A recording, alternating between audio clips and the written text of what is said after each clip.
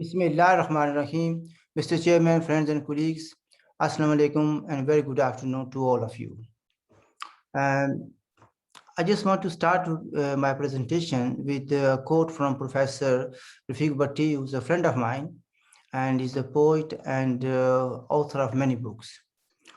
While writing to Colonel Saab of Pakistan Army, perhaps a citizen of Jammu Kashmir, he wrote that the Kashmiri leadership is not yet familiar with the concept of Azadi. Once they comprehend the rewards of this gift, they will surely make efforts to obtain it. It is sad to acknowledge that many people who shout slogans of Azadi are not cognizant with the concept of Azadi and its rewards. They see events and analyze them in the light of their religious beliefs and knowledge. If a wrongdoing is committed by a Muslim, they tend to ignore it or try to justify it. There are many citizens of Jammu Kashmir who still try to justify all the wrongdoings of Pakistan, and some actively defend and promote them. The American President Abraham Lincoln said, "I am naturally anti-slavery. If slavery is not wrong, nothing is wrong." In my opinion, there are people who could be classified as mental slaves of the occupiers. They help the occupiers to maintain their occupation. They help them to legislate in favor of colonization and help them to propagate and extend their occupation. My struggle has been against these people as well. With this brief introduction, I want to assert that and request people to understand that both Articles 370 and 35A were part of the Indian Constitution. They were not part of the American Constitution, French Constitution, or Pakistani Constitution. The Article 370 is part 21 of the Indian Constitution. The adding of this part is temporary, transitional, and special provisions. This means it was a temporary provision and was included in the Constitution on October 17, 1949, which exempts Jammu and Kashmir from the Indian Constitution except Article 1 and the Article 370 itself. Those who criticize and protest against the decision of the Modi government are practically saying that an elected government of India has no right to make any changes to its constitution, not even to those provisions which were temporary in nature or which were put in by a presidential order. One Indian critic said to me while he was discussing this issue with me, he said, "These articles are part of the Constitution of India, and we have every right to change and amend our constitution as it suits our national interest. Who is Pakistan and their supporters to tell us what should we do to our constitution?" The phrase temporary provision has more than one interpretation. The Article 370 is temporary in the sense that the Jammu and Kashmir Constituent Assembly had a right to modify it, right to delete it, a right to retain it.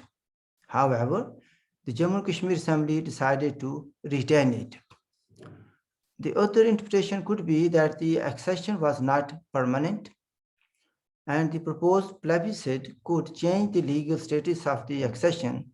In other words, people of the state had the final say in this matter.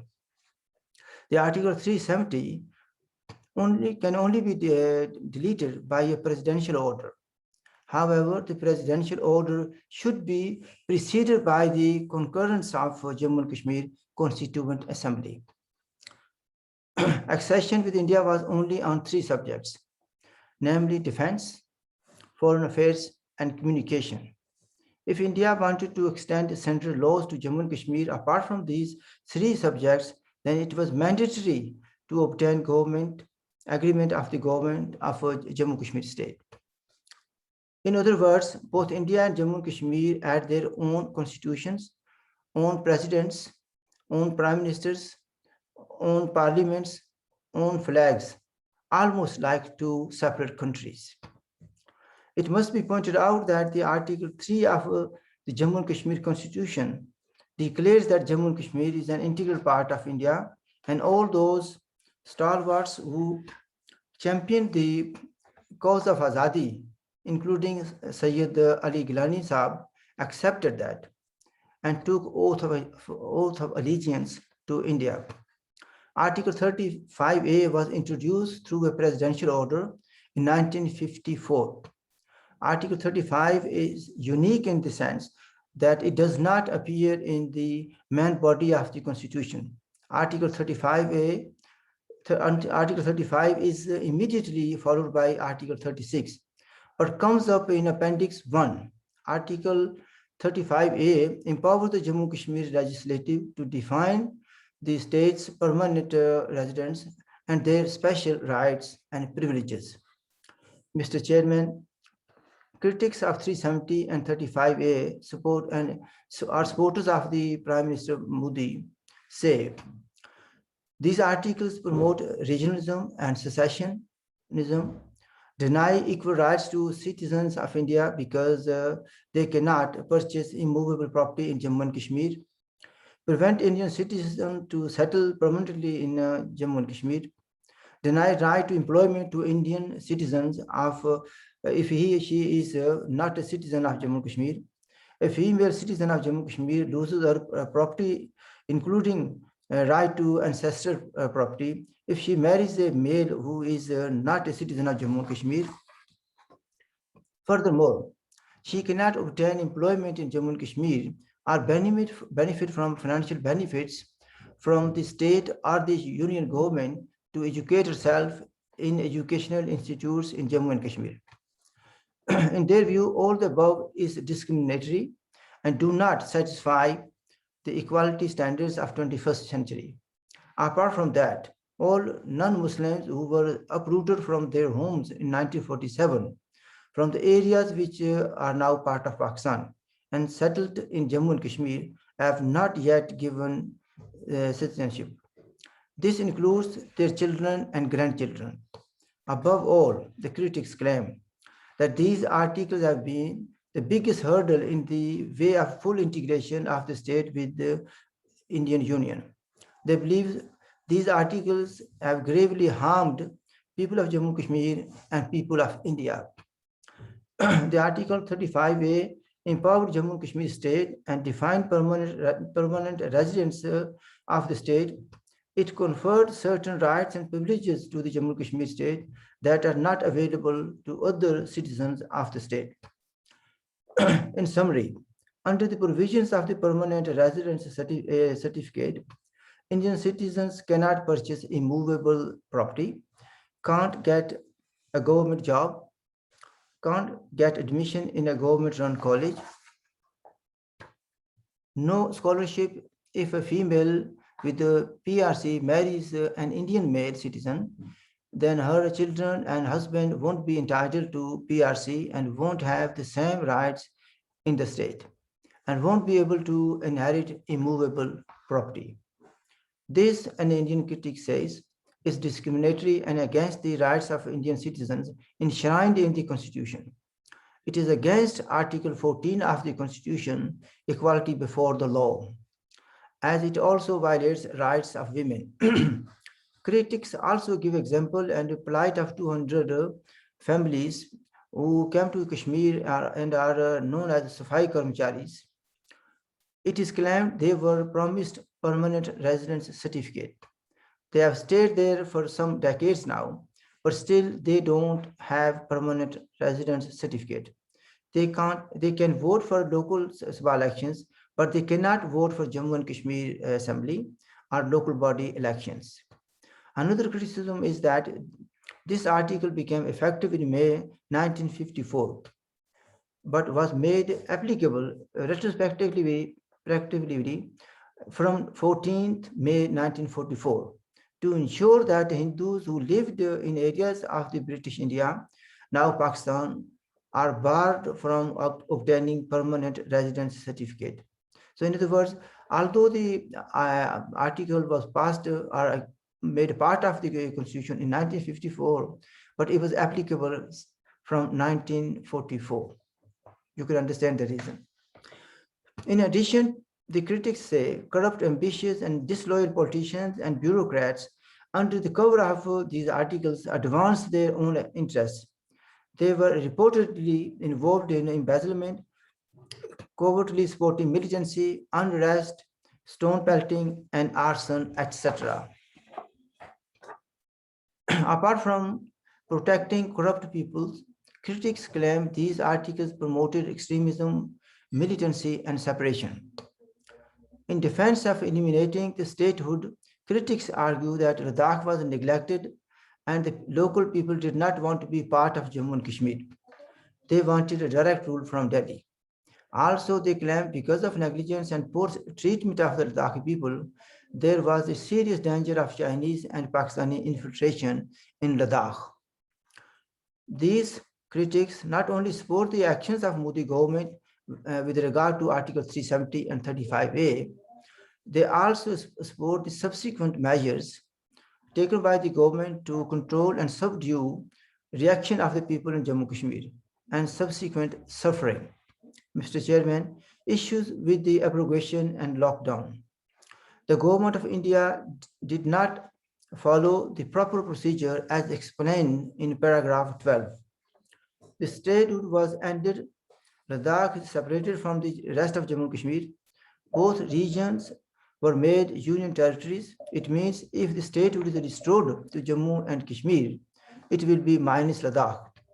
Encouraged by this separation, powerful voices are emerging from Jammu that Jammu should also be separated from the Valley of Kashmir. In other words, both these regions should get separate statehood, which means the two separate assemblies. Curfew and lockdown impinged on rights of the citizens. All the political leaders and political activists were arrested. Suspension of internet, phone, and mobile caused problems for the citizens. Sick, old patients, and students suffered. The curfew and lockdown resulted in a cessation of economic activity, causing millions of losses to individuals and companies. Supporters of the curfew or lockdown claim it was necessary to save life, liberty, and property of the citizens.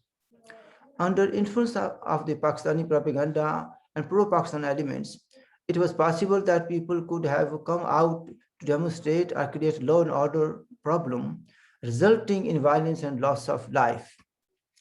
To save lives of the people, if some rights were temporarily suspended, then it is justified because human life is more important than other civil rights.